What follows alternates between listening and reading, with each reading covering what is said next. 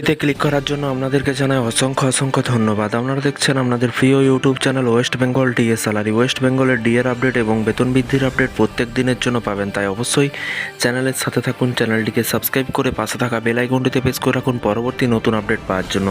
Fifth pay commission DA hike, একেবারে 16% DA বাড়ছে সরকারি কর্মচারীদের। তো ফ্রেন্ডস, 14% থেকে আরও কি 2% বৃদ্ধি করা হলো? বিস্তারিত চলুন জেনে নেব। ভিডিওটি সম্পূর্ণ দেখবেন। চ্যানেলে নতুন হয়ে থাকলে চ্যানেলটিকে সাবস্ক্রাইব করে পাশে থাকা বেল আইকনটিতে প্রেস করে রাখুন পরবর্তী নতুন আপডেট পাওয়ার জন্য। তো ফ্রেন্ডস, এখানে বলা হয়েছে, দেখতেই পাচ্ছেন, মহার্ঘ ভাতা বৃদ্ধির বিজ্ঞপ্তি জারি করলো রাজ্য সরকার। কোনো সরকারি কর্মচারী 4% মহার্ঘ ভাতা বৃদ্ধি পেয়েছে। কোনো সরকারি কর্মচারী 9% ডিএ বাড়ানো হয়েছে। আবার কোনো সরকারি কর্মচারীদের 16%ও কিন্তু মহার্ঘ ভাতা বৃদ্ধির বিজ্ঞপ্তি কিন্তু জারি করা হয়েছে রাজ্য সরকারের তরফ থেকে।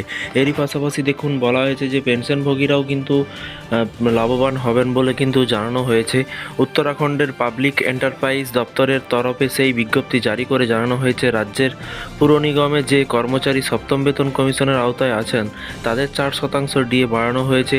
এতদিন তারা 46% হারে ডিএ পেতেন, এবার তারা কিন্তু 50% হারে ডিএ পাবেন। একইভাবে কিন্তু অবসরপ্রাপ্ত রাজ্য সরকারি কর্মচারীদেরও যে 4% মহার্ঘ ভাতা বাড়ানো হয়েছে সেটাও কিন্তু ওই বিজ্ঞপ্তিতে উল্লেখ করা আছে। রাজ্য পুর নিগমের যে কর্মচারীরা ষষ্ঠ বেতন কমিশন এবং পঞ্চম বেতন কমিশনের আওতায় আছেন তাদেরও কিন্তু মহার্ঘ ভাতা বৃদ্ধি পেয়েছে।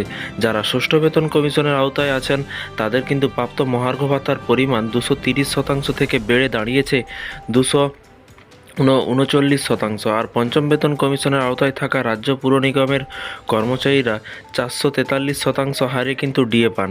এতদিন তাদের প্রাপ্য ডিএর হার ছিল কিন্তু 427%। কবে থেকে বর্ধিত মহার্ঘ ভাতা কার্যকর হবে?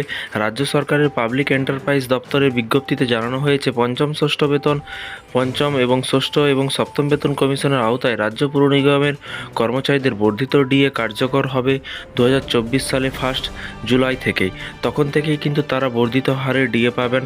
আর সেই ঘোষণার ফলে কিন্তু মুখ্যমন্ত্রী পুষ্কর সিং ধামেকে কিন্তু ধন্যবাদ জানিয়েছে রাজ্য পুর নিগমের কর্মচারী ফেডারেশনের প্রতিনিধিরা এবং ফেডারেশনের চেয়ারম্যান সূর্যপ্রকাশ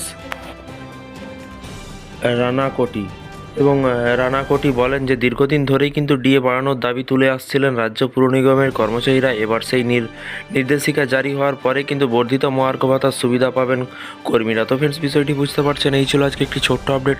এই ধরনের প্রতিদিন সরকারি কর্মচারীদের লেটেস্ট আপডেট পেতে চ্যানেলটিকে সাবস্ক্রাইব করে পাশে থাকা বেল আইকনটিতে প্রেস করে রাখুন পরবর্তী নতুন আপডেট পাওয়ার জন্য। ভালো থাকবেন, সুস্থ থাকবেন এবং নিজের খেয়াল রাখবেন। Thank you.